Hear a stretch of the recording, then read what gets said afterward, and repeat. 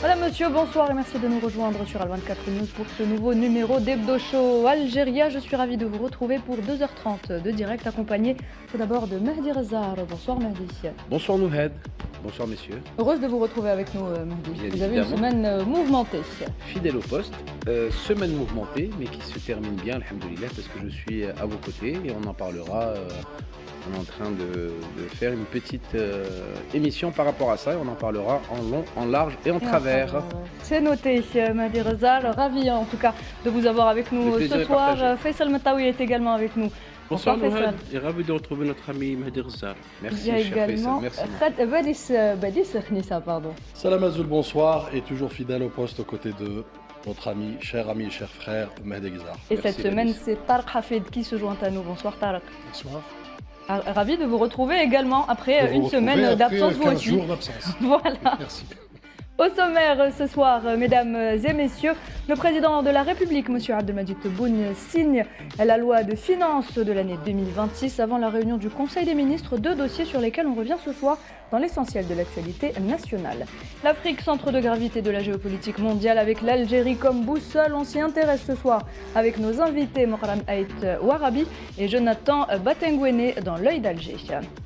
Dans Face à l'info, on reviendra sur ce démenti du ministère de la Défense nationale concernant des allégations infondées sur une supposée création par l'Algérie d'unités de mercenaires au Sahel. Et puis Narim Dikar nous rejoindra en dernière partie d'émission. Elle sera accompagnée de Karim Matmour pour parler foot.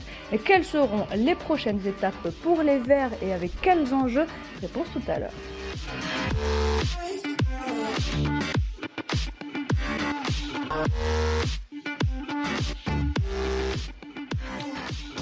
Et la première information, messieurs, de cet essentiel de l'actualité nationale, eh bien, c'est ce Conseil des ministres qu'a présidé aujourd'hui le président de la République, M. Abdelmadjid Tebboune Faisal. Absolument, c'est un Conseil des ministres important qui va dans le sens le renforcement du pouvoir d'achat, et j'ai dit le mot absolument. Donc un café à l'équipe. Un café. Un café, donc c'est deux cafés. On prévient les téléspectatrices et les téléspectateurs. À chaque fois que Faisal Mataoui dira absolument, il doit payer un café à toute l'équipe. Voilà, je tiendrai la promesse. Lors du dernier Conseil des ministres Nouhed, tenu début du mois, le président Abdelmadjid Tebboune avait enjoint au ministre des Finances de préparer et de faire des propositions concernant l'augmentation des pensions et allocations de retraite. La décision a été prise aujourd'hui et donc les pensions de retraite et les allocations seront augmentées de 10% pour les retraités qui perçoivent une retraite de moins d'équivalent de 20 000 dinars algériens et de 5% pour les retraites qui perçoivent une retraite de plus de 20 000 dinars. Donc c'est une promesse tenue, c'est une décision que beaucoup de retraités attendaient. Une de plus. Oui, absolument. Et donc c'est une augmentation. Et durant toujours ce Conseil des ministres, décision a été prise aussi d'adopter une stratégie nationale pour le commerce électronique parce que c'est un commerce d'avenir. Et donc le président Abdelmadjid Tebboune a évoqué la nécessité de faire contribuer tous les acteurs pour aller vers cette stratégie en renforçant la sécurité cybernétique. Et troisième directive du président, c'est de ne pas détruire les maisons ou les habitations anarchiques en période d'hiver. Une trêve hivernale. Oui, en période hivernale, c'est une trêve d'hiver. Et la quatrième mesure qui arrive à 2 mois du mois de Ramadan, c'est de travailler sur les stocks de sécurité pour les produits alimentaires. L'essentiel, la décision la plus importante, c'est justement l'augmentation des allocations de retraite pour les retraités qui concerne donc des millions d'Algériens. Petit point à préciser, Faisal, le président de la République, a gelé les destructions des biens construits illicitement et aussi les expulsions. Les expulsions, oui. Les deux pendant la période hivernale, d'accord. Oui. Contrairement à d'autres pays où ils n'ont aucune trêve et ils expulsent à tout moment, même sous la neige ou sous la pluie. Comprendra qui pourra. Ensuite, le peuple est toujours au centre des intérêts et des préoccupations du gouvernement et de son président de la République, et l'augmentation justement de la retraite avec ce conseil du gouvernement, avec ce conseil des ministres aujourd'hui, le prouve encore une fois, une semaine après l'augmentation du SMIC la semaine dernière de 4 000 dinars net pour tous les salariés.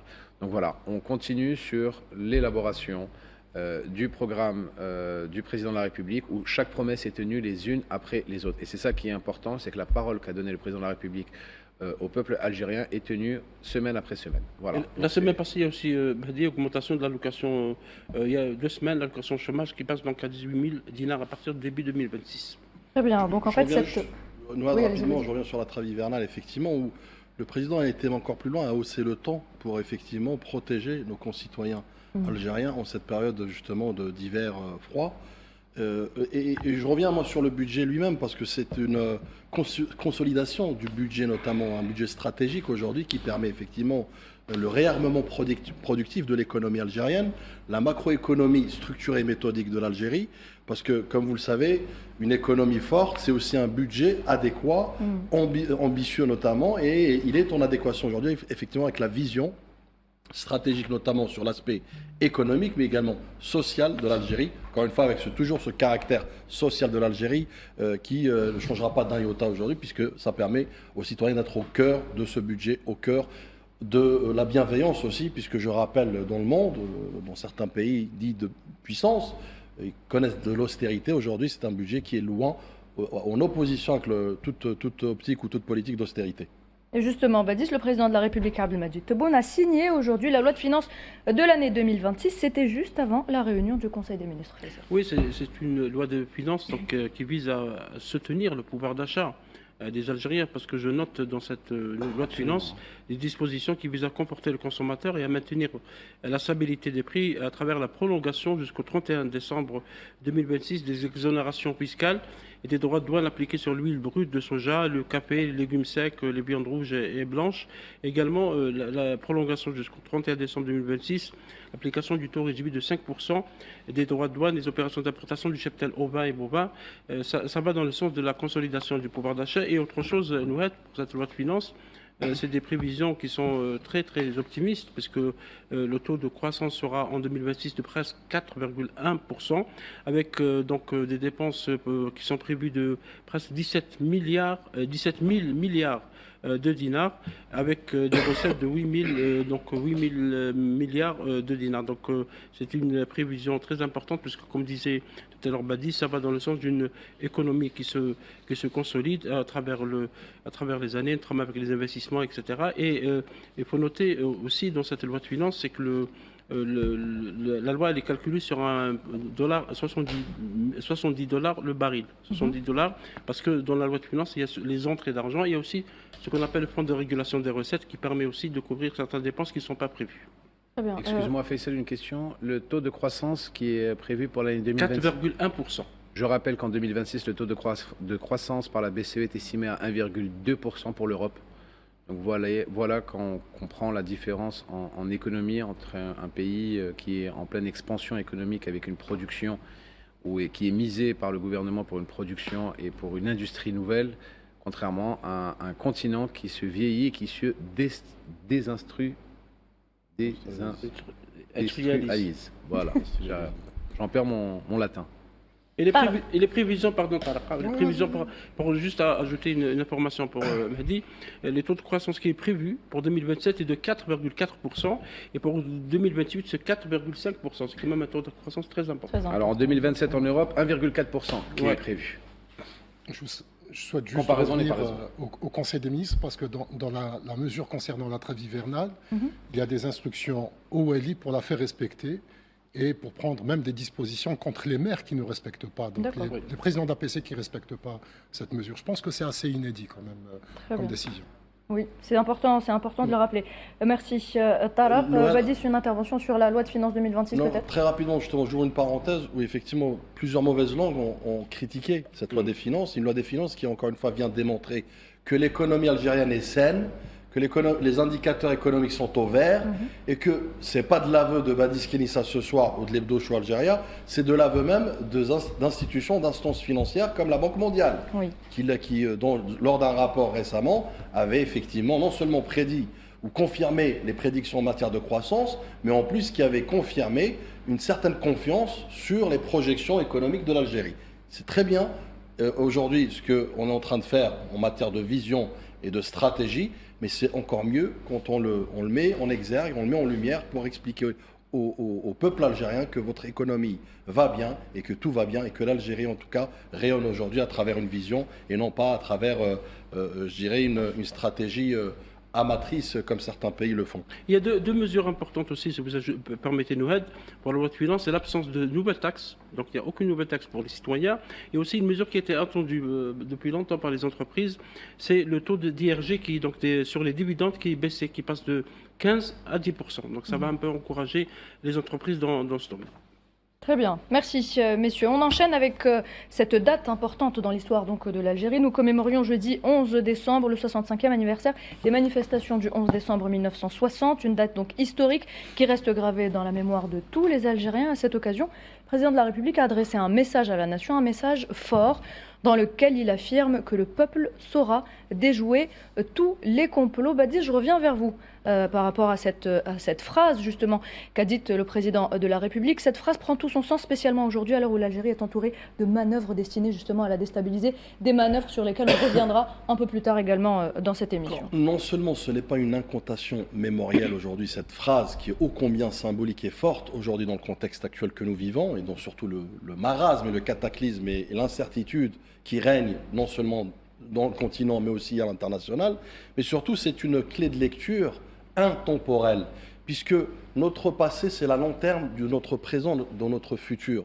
Il faut le rappeler. Donc aujourd'hui justement ce legs, puisqu'au-delà de la date anniversaire elle-même, au-delà de la symbolique, au-delà de ces hommes et ces femmes qui sont tenus vent debout contre le colonialisme pour dire non, pour justement d'une seule voix chasser ce colonisateur, c'est aussi aujourd'hui une autre forme qu'on doit perpétuer. C'est pourquoi je parle de clé de lecture perpétuelle notamment. C'est pour aussi en faire je dirais une boussole pour aller vers ce futur dans lequel l'Algérie reste encore une fois fidèle à son engagement, fidèle au serment de nos martyrs, fidèle effectivement à la position du peuple algérien par le passé, le présent et le futur, lui qui a connu plusieurs tragédies.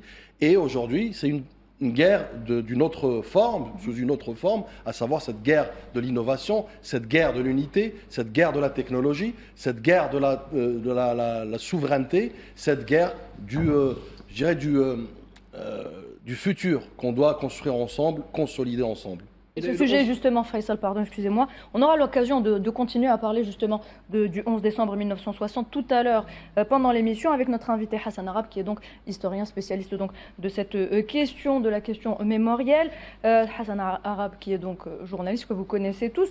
On en vient justement à cet autre sujet, c'est le président de la République qui a présidé une réunion consacrée au projet du film de l'émir Abdelkader et à la relance de l'industrie cinématographique. Et Faisal, c'est à vous que je donne la parole. Vous étiez présent justement. Badis parlait de ce lien qu'il y a entre le peuple par rapport à la révolution, parce que la révolution elle a uni un peu les Algériens et les manifestations du 11 décembre 1960 le confirment. On reviendra, vous l'avez dit tout à l'heure. L'émir Abdelkader, c'est un symbole pour tous les Algériens. C'est le fondateur de l'État algérien moderne et c'est un homme qui est cité dans le manuel d'histoire partout dans le monde parce que c'est un homme universel. Il avait protégé les chrétiens à Damas en 1862.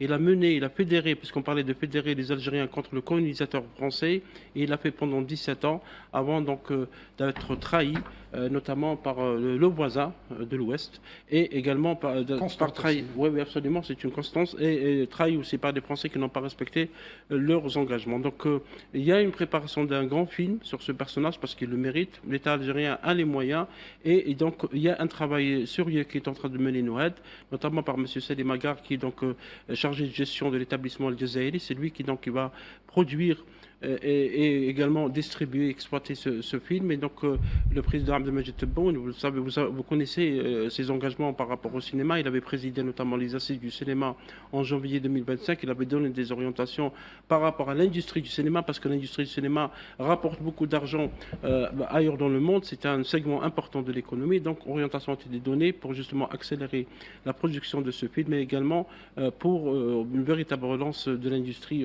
cinématographique. Faisal, rapidement une phrase. L'émir Abdelkader, il ne faut pas oublier, c'est aussi l'architecte, le père fondateur de l'État-nation. Et aujourd'hui, le raconter, c'est aussi faire perpétuer son héritage, à savoir préserver l'État-nation. C'est vrai. Très bien, merci messieurs. Pas d'autres interventions sur la relance sur la relance du secteur du cinéma. On aura le temps durant la saison pour en parler. On avance. On rappelle juste que l'objectif est de permettre à l'Algérie de retrouver sa place sur la scène internationale. Voilà, autre chose également, le président de la République a eu une série de rencontres avec des partis politiques. Badis, une façon de relancer justement, de fortifier ce dialogue politique inclusif. Inclusif, mais surtout c'est la collégialité, c'est le travail, le vivre ensemble, le faire ensemble, la réflexion, la cohésion.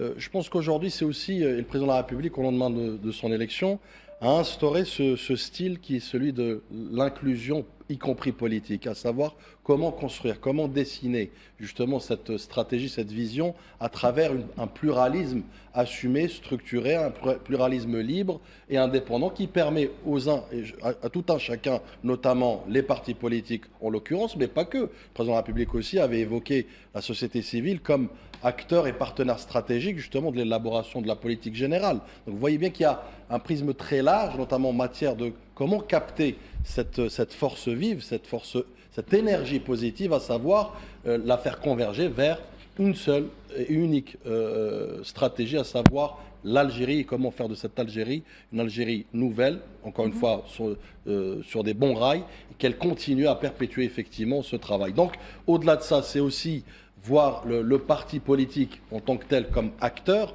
le débat aussi, je dirais, comme outil, et l'État, j'ai envie de vous dire, comme arbitre qui permet effectivement de consolider tout ça et de synergiser tout ça. Bien évidemment, cela s'inscrit aussi dans le sillage d'une autre initiative du président de la République, à savoir la révision du code des associations et notamment aussi des partis politiques pour permettre, encore une fois, capter cette effervescence à bon escient.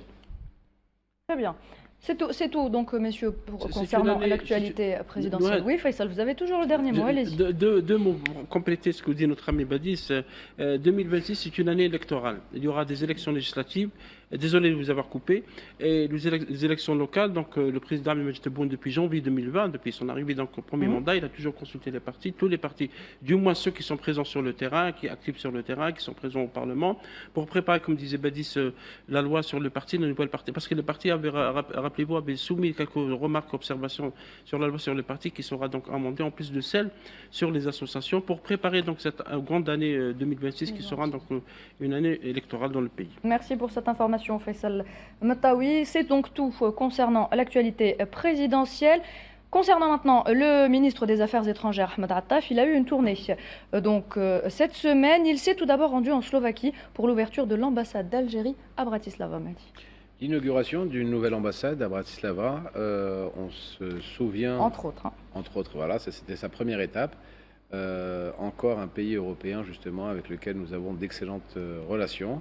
Et le ministre d'État, ministre des Affaires étrangères, de la communauté nationale étrangère et des Affaires africaines a fait le déplacement en personne pour ce geste symbolique de la première ambassade dans ce pays ami avec lequel je présage de très très bons futurs rapports commerciaux et diplomatiques. Donc voilà, c'était un très beau moment à voir.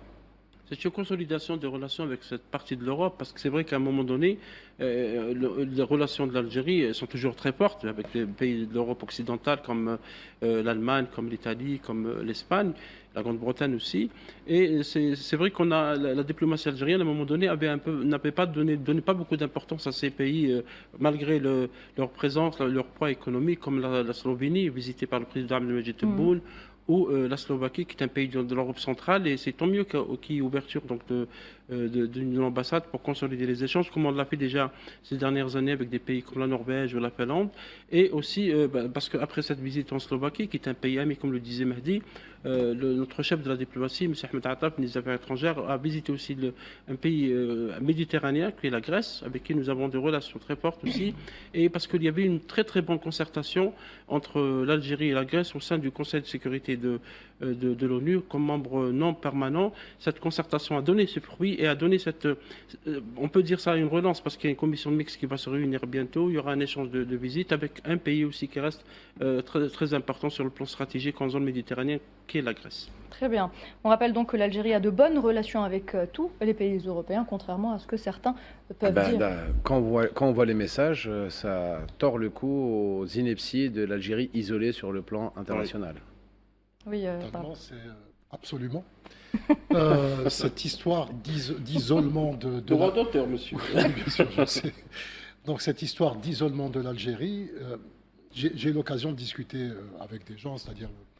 Et certains me disent, oui, mais l'Algérie est isolée, l'Algérie n'est pas isolée du tout, il n'y a qu'à voir effectivement donc, tout ce qui se passe sur le plan diplomatique, sur le plan même de la diplomatie présidentielle, voire même de la diplomatie parlementaire, et on confirme qu'effectivement c'est des inepties.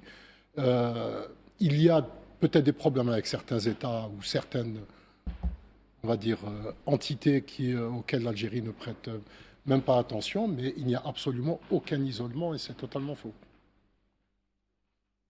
Très bien, merci.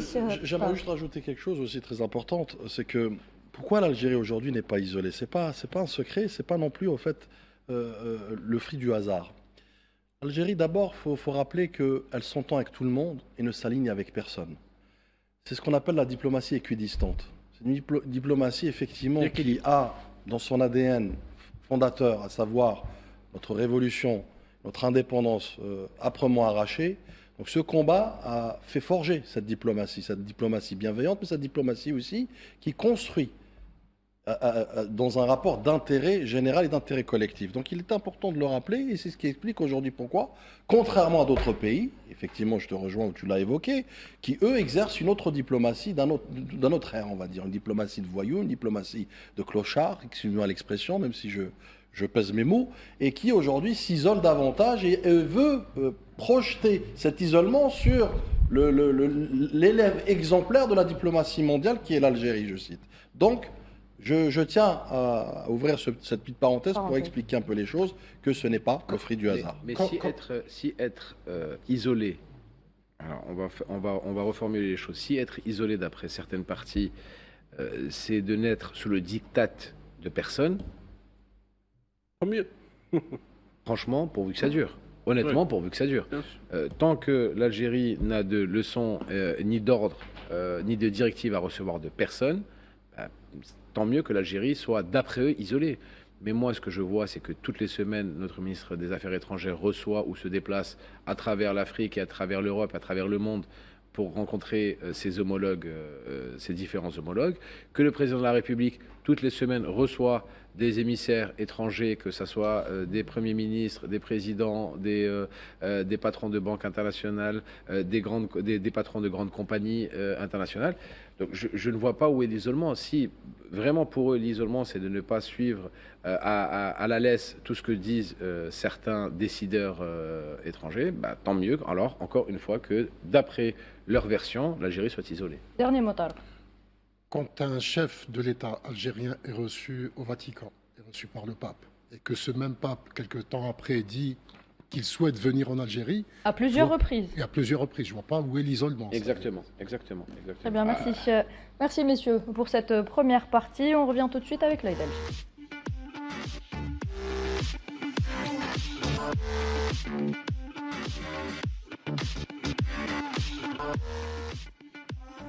L'œil d'Alger se tourne ce soir vers le continent africain. L'Afrique qui est aujourd'hui le centre de gravité de la géopolitique mondiale et l'Algérie qui en est sa boussole. Et pour en parler, nous avons le plaisir d'accueillir sur notre plateau M. Mokran Ait Warabi, journaliste qui va s'installer dans quelques instants. Nous aurons également le plaisir d'avoir avec nous via Teams M. Jonathan Batengwene, analyste politique. Alors messieurs, on commence si vous le voulez bien avant que M. Mokran Ait Warabi s'installe. Le continent africain aujourd'hui a une place très importante dans le monde. Finalement, c'est tout le monde qui tourne autour de ce continent africain, Badis. Tout à fait. Vous l'avez dit tout à l'heure, effectivement, on prélude l'Algérie comme boussole de l'Afrique. Ça n'a pas échappé au monde entier. Je ne dis pas qu'à l'Afrique, au monde entier, puisque ça a fait justement c'était le résultat de plusieurs titres, notamment en Occident, que l'Algérie ait participé activement, mais pas qu'activement, elle a accueilli activement aussi des initiatives, elle a initié aussi des stratégies pour, encore une fois, accompagner l'Afrique dans son essor, mais j'irai plus loin, dans son affranchissement du diktat, de quelque nature qu'il soit d'ailleurs, pour pouvoir penser ensemble, collectivement, réfléchir à des stratégies collectives qui défendent, encore une fois, l'intérêt des peuples africains ô combien cher au peuple algérien, ô combien cher au président de la République, Abdelmadjid Tebboune. Et la place de l'Algérie, on y revient dans quelques instants, Badis. Le temps d'accueillir notre invité, Monsieur Mokran Ait Ouarabi. Bonsoir, merci d'avoir accepté notre invitation ce soir. Merci pour votre invitation. Alors, j'ai une première question à vous poser. Elle concerne tout d'abord le continent africain, avant d'aller vers l'Algérie. Aujourd'hui, l'Afrique est devenue le centre de gravité des enjeux géopolitiques, notamment grâce à ses nombreuses ressources stratégiques. D'ailleurs, l'année 2025 a été l'année du continent africain. Oui, tout à fait, je suis tout à fait d'accord avec vous. Si on cirait un peu tous les événements accueillis en Algérie ou initiés au niveau continental, il est aisément facile de constater que l'Algérie, effectivement, est l'acteur majeur sur ce continent africain dans une vision et une stratégie qui a été mise en place, qui est celle de remettre en place les choses dans le sens du panafricanisme et dans le sens aussi de l'affranchissement justement du continent africain de toutes les pressions et de tout le diktat justement que lui impose le monde qu'on vit aujourd'hui. Nous pouvons parler au moins de 2 ou 3 grands événements accueillis à Alger. Tout récemment d'ailleurs, 2 conférences ont été organisées pratiquement en même temps, début décembre. C'est la conférence africaine sur le colonialisme qui a été organisée à Alger sur initiative et proposition du président de la République Abdelmadjid Tebboune. Et on a aussi, juste après, la 2e session du mécanisme de haut niveau sur la paix et la sécurité en Afrique, qui a appelé officiellement depuis 2021 le processus d'Oran, qui a été aussi organisé cette fois-ci exceptionnellement à Alger, alors que habituellement c'est à Oran, mais exceptionnellement parce qu'il y a eu justement ces 2 événements. Donc 2 événements majeurs qui encore une fois confirment l'engagement de l'Algérie en faveur d'un continent africain souverain, un continent africain qui défend justement ses intérêts au niveau international, mais en même temps un engagement solidaire avec tous les pays du continent pour qu'ils se mobilisent et pour qu'ils unissent leur voix afin de faire entendre la voix du continent africain. Très bien, merci Monsieur Mokran Ait Ouarabi. Vous restez avec nous, on revient dans quelques instants.